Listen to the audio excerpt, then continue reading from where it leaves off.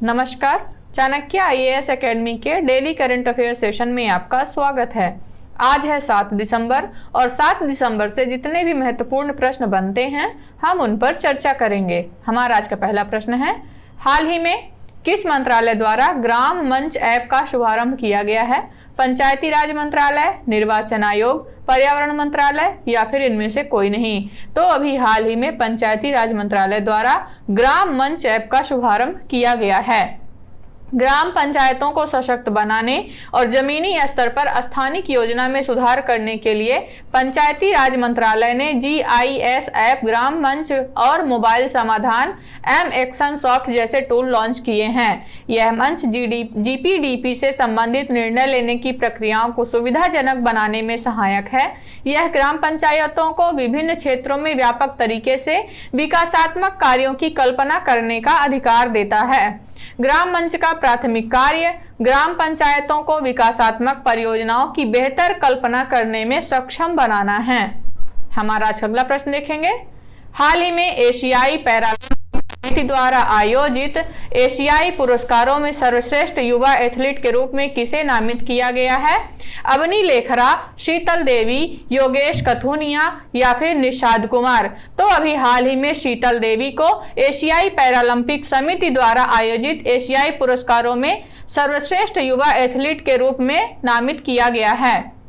भारतीय पैरा तीरंदाज शीतल देवी रियाद में एशियाई पुरस्कारों के चौथे संस्करण में सर्वश्रेष्ठ युवा एथलीट का प्रतिष्ठित खिताब हासिल करके विजयी हुई हैं। 16 वर्षीय पैरा तीरंदाज ने व्यक्तिगत और टीम कंपाउंड दोनों स्पर्धाओं में स्वर्ण पदक जीता है। इसके अलावा कंपाउंड युगल वर्ग में उनकी प्रभावशाली संख्या में रजत पदक भी शामिल हो गया है। हमारा आज अगला प्रश्न देखेंगे, हाल ही में किस संस्थान द्वारा सशस्त्र बल अधिकारियों के लिए ड्रोन प्रौद्योगिकी प्रशिक्षण आरंभ किया गया है? IIT Mumbai, IIT Delhi, IIT Guwahati या फिर IIT खड़गपुर? तो अभी हाल ही में IIT गुवाहाटी द्वारा सशस्त्र बल अधिकारियों के लिए ड्रोन प्रौद्योगिकी प्रशिक्षण आरंभ किया गया है। भारतीय प्रौद्योगिकी संस्थान गुवाहाटी द्वारा सशस्त्र बलों की अभियानगत तैयारियों के लिए आधुनिकीकरण के लिए जूनियर कमीशन अधिकारियों और अन्य अधिकारियों के लिए ड्रोन प्रौद्योगिकी के संबंध में 3 महीने का प्रशिक्षण कार्यक्रम शुरू किया गया है। यह पाठ्यक्रम प्रशिक्षण लेने वाले अधिकारियों को सेवानिवृत्ति के बाद के कैरियर विकल्प चुनने में भी मदद करेगा, क्योंकि इससे उन्हें विविध ड्रोन उद्योग या प्रौद्योगिकी उद्यमियों के रूप में सफल होने के लिए आवश्यक ज्ञान, दृष्टिकोण और सोच मिलेगी। हमारा आज अगला प्रश्न देखेंगे, हाल ही में किस केंद्रीय मंत्रालय द्वारा दिल्ली में जल इतिहास उत्सव का आयोजन किया गया है? वित्त मंत्रालय, गृह मंत्रालय, जल शक्ति मंत्रालय या फिर शिक्षा मंत्रालय? तो अभी हाल ही में जल शक्ति मंत्रालय द्वारा जल इतिहास उत्सव का आयोजन किया गया है। जल शक्ति मंत्रालय द्वारा दिल्ली के मेहरौली में जहाज महल शमशी तालाब में जल इतिहास महोत्सव का आयोजन किया गया है। इसका मुख्य उद्देश्य जल विरासत स्थलों की सुरक्षा के बारे में सार्वजनिक जागरूकता बढ़ाना, जनता के बीच स्वामित्व की भावना पैदा करना, पर्यटन को बढ़ावा देना और इन ऐतिहासिक संरचनाओं की बहाली में योगदान देना है। हमारा आज अगला प्रश्न देखेंगे, प्रतिवर्ष हॉर्नबिल फेस्टिवल का आयोजन किस राज्य में किया जाता है? नागालैंड, त्रिपुरा, असम या फिर मिजोरम? तो प्रतिवर्ष की भांति इस वर्ष भी नागालैंड में हॉर्नबिल फेस्टिवल का आयोजन किया जा रहा है। हॉर्नबिल फेस्टिवल 2023 या हॉर्नबिल फेस्टिवल का 24वां संस्करण नागा हेरिटेज विलेज किसामा में शुरू हो गया है। इस वर्ष के संस्करण के लिए संयुक्त राज्य अमेरिका, जर्मनी, कोलंबिया देश भाग ले रहे हैं। साथ ही असम राज्य भी इसमें भाग ले रहा है। हॉर्नबिल फेस्टिवल पूर्वोत्तर भारतीय राज्य नागालैंड में 1 से 10 दिसंबर तक मनाया जाने वाला एक वार्षिक त्योहार है। हमारा आज अगला प्रश्न देखेंगे, हाल ही में भारत की पहली महिला एड डी कैंप के रूप में किसे नियुक्त किया गया है? मनीषा पाढ़ी, अवनी चतुर्वेदी, साधना नायर या फिर सुनीता कुमारी? तो तो अभी हाल ही में मनीषा पाढ़ी को भारत की पहली महिला एड डी कैंप के रूप में नियुक्त किया गया है। मनीषा पाढ़ी को भारत की पहली महिला एड डी कैंप नियुक्त किया गया है। मनीषा पाढ़ी 2015 बैच के भारतीय वायुसेना अधिकारी हैं। वह यह पद हासिल करने वाली पहली भारतीय महिला बनी हैं। मिजोरम के राज्यपाल हरिबाबू कंभमपति ने आइजोल में राजभवन में एक संक्षिप्त समारोह में सशस्त्र बलों से स्क्वाड्रन लीडर मनीषा पाढ़ी को एडीसी नियुक्त किया है। मनीषा पाढ़ी इससे पहले वह बीदर, पुणे और भटिंडा में वायुसेना स्टेशनों पर तैनात थीं। हमारा आज का अगला प्रश्न देखेंगे। हाल ही में केंद्र सरकार के किस मंत्रालय द्वारा एम्प्लीफी 2.0 पोर्टल लॉन्च किया गया है? आवास और शहरी मामलों का मंत्रालय, गृह मंत्रालय, ग्रामीण विकास मंत्रालय या फिर इनमें से कोई नहीं? तो अभी हाल ही में आवास और शहरी मामलों के मंत्रालय द्वारा एम्प्लीफी 2.0 पोर्टल लॉन्च किया गया है।